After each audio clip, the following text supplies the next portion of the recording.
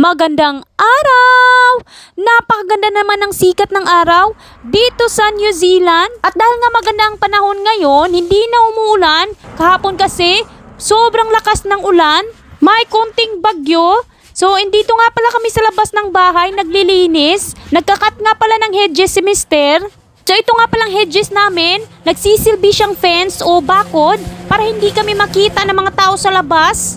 Meron kaming privacy dahil sa hedges. So, usong-uso dito sa New Zealand ng mga hedges. Itong ginagamit nilang bakuran, hindi mga pader. Sobrang mahal kasi bumili ng concrete o kaya semento. Minsan din merong mga kahoy na mga fences. Yung iba naman walang mga bakod. Safe naman kasi. Naglagay lang naman kami ng bakod sa bahay. Kasi nung mga bata pa, yung mga anak ko at maliliit pa, nasa highway kasi kami. At napakadelikado kapag nakalabas sila ng bakod o bahay. Alam nyo naman pag maraming sasakyan, ang disgrasya talaga hindi maiiwasan. Minsan lang naman kami nagkakat ng mga hedges.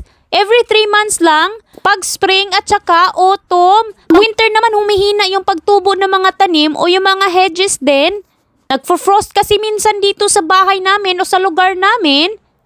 Pag summer naman, nadadry. Kaya naman, autumn lang talaga at saka spring. Luloka ng bonggang-bongga ang pagtubo ng mga hedges. Pagkatapos nga pala naming maglinis sa labas, naligo muna ako at napag-isipan kong gumawa ng tinapay. Hindi nga pala kami lumabas ngayon, may sakit kasi si Ariana. Kaya naman dito lang kami sa bahay, nagre-ready nga pala ako, nagpe-prepping ng mga bagay-bagay na gagamitin ko sa pagbe-bake ngayon. Si Mr. naman ay busy sa pagtutupi ng mga labahin. Tinulungan ko na din. So pagkatapos, niready ko na ang aking bowl. Maglalagay lang ako ng sugar, yeast at saka milk. Dapat nga pala warm milk ang gamitin natin. Mix lang natin ito together at pagkatapos hahayaan lang natin itong mag-bloom for 10 minutes. At after 10 minutes, ay ito na yung itsura. Foamy na yung yeast at dapat ganito talaga. Ngayon naman ay mag-a-add tayo ng butter. Isang itlog, bibiyakin lang natin ito, of course. Mix lang natin ito, halu-haluin hanggang sa maghalo-halo lahat ng mga sangkap. At ngayon naman ay mag-a-add tayo ng harina o flour. Mag-a-add din tayo ng sugar at saka salt. Mix together until maging combine lahat ng mga ingredients. So yung tinapay, napakasarap yan pang sausaw sa kape. So nung una talaga, pag dumadaan ako sa isang bakery, tinitingnan ko talaga yung mga tinapay at naglalaway talaga ako, especially kapag mainit na mainit at bagong luto yung tinapay. So hinayaan ko nga pala yung dough for 20 minutes bago ko ito ininid. At after 20 minutes ay lalagyan na natin ito ng butter at ininid na natin ito hanggang maging soft yung ating dough. Kanina, pinayaan ko muna ng 20 minutes yung dough bago ko ito ninid kasi para mas magaan yung pagninid natin at less sticky siya. Around 10 minutes lang naman yung pagninid ng dough at magiging soft na ito at ready na. Forma lang natin itong circle at magre-ready na rin ako ng bowl. Lagyan ko ng oil ang ating bowl at pagkatapos ilalagay ko yung ating dough. Cover lang natin ito at let it rest for 1 hour at after 1 hour, ganito na yung itsura. Papunch nga pala natin ito para mawala yung excess na gas o yung hangin. Para walang tibugol yung ating dough pagkaluto natin mamaya.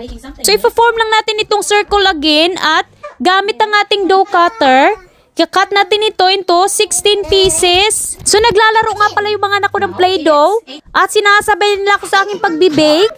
Sabi ko, wag ihalo yung Play-Doh sa totoong dough na ginagawa ko dito. Gagawin lang pala natin itong circle-circle, yung ating hiniwa-hiwa na dough. Napakasimple lang naman, walang masyadong cheche-bureche, kailangan mo lang talagang effort gumawa ng tinapay. Pagkatapos ay ilalagay natin ito sa ating baking tin. At pagkatapos ay i-cover natin ito ng glad wrap. Hahayaan natin itong mag-rest ng 20 minutes again. Second proofing. So tataba na naman ito at tutubo.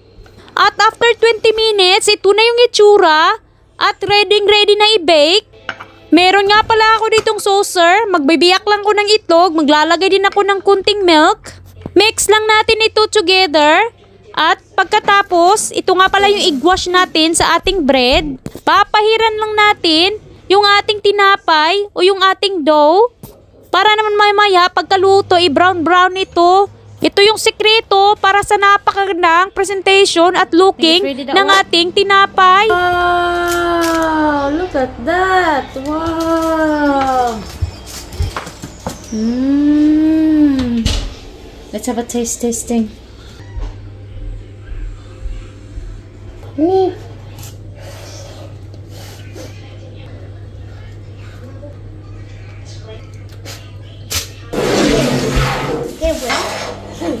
I want the butter on my bread. Ow. Yes, for our... Presenting Mommy's bread bun! Wow! So yummy! Be careful, that might be hot. It might be hot. Here's Silas! my one. Okay, Mommy. Put it on. Steam cone. Silas, come here, Si. Eat some bread. Come on, yummy bread. Ooh, yummy, Silas! Oh, look at this bread. Oh my goodness. That bread. Come in here and eat some bread. Oh, look at that. I'm just gonna get one. My mom's not eating one. There's another one. You want one? Soft butter bun. Wow. Usok pa sa sarap. Sa, you don't want bread? You sure? Georgia loves it. Look at that. George, yummy George. Is it hot? Hey, Yay. secret ingredient. Vegemite! Let's eat now. Cheers. Cheers, love. You love it?